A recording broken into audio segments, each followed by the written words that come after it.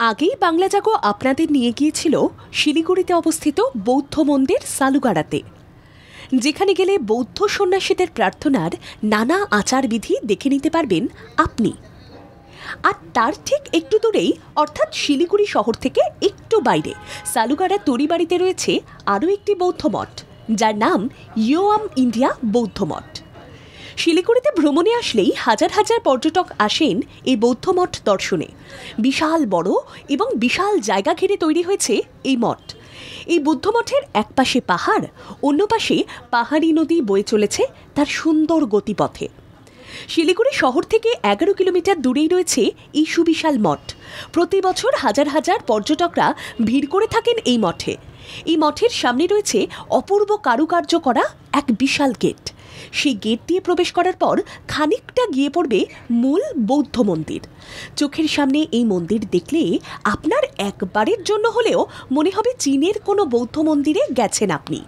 Cinema বা ইউটিউবের কোনো ভিডিওতে ঠিক যে আদলে দেখে থাকেন চীনা বৌদ্ধ মন্দিরগুলির গঠন, নিখুঁত কারুকার্য শিলিগুড়ির এই ইয়োয়াম ইন্ডিয়া বৌদ্ধ মঠ আসলেও দেখবেন চীনা বৌদ্ধ মন্দিরের আদলে তৈরি এই মন্দিরের গঠন ও কারুকার্য। মন্দির চত্বরেই দেখতে পাবেন সবুজ মাঠ, যে মাঠে আপনি মন চাইলে খালি পায়ে হাঁটার সুযোগ পেয়ে যাবেন। এরপরে বৌদ্ধ মন্দিরের সিঁড়ি দিয়ে ধাপে ধাপে উঠেই দেখতে পাবেন বিশাল আকারের হলুদ রঙের বুদ্ধ, যার সামনে দাঁড়ালে আপনার নিজেকে খুব ক্ষুদ্র বলে মনে হবে। মন্দিরের বাইরের চাইতে ভিতরে নিখুঁত অপরূপ কারুকার্য দেখে আপনার মন সত্যিই মুগ্ধ হবে।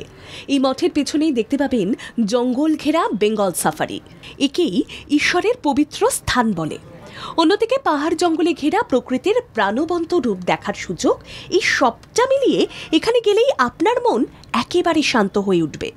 পুরো বৌদ্ধ মঠে রয়েছে এক একটি কক্ষ।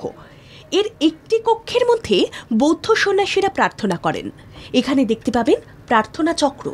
সালুগাড়াতে বিশাল আকারের একটি প্রার্থনা চক্র থাকলেও এই বৌদ্ধ মঠে রয়েছে অসংখ্য ছোট ছোট প্রার্থনা চক্র। এই চক্র ঘুরিয়ে আপনি আপনার মনের ইচ্ছের কথা জানাতে পারেন বুদ্ধকে। শিলিগুড়িতে এসে গাড়ি ভাড়া করে আপনি এই বুদ্ধমঠ দর্শনে পৌঁছে যেতে পারেন। এখানে থাকার জন্য আপনি পেয়ে যাবেন বহু হোটেল, তাই রাত্রি যাপনের ক্ষেত্রে কোনো অসুবিধাই আপনার হবে না। ব্যুরো রিপোর্ট, বাংলা জাগো।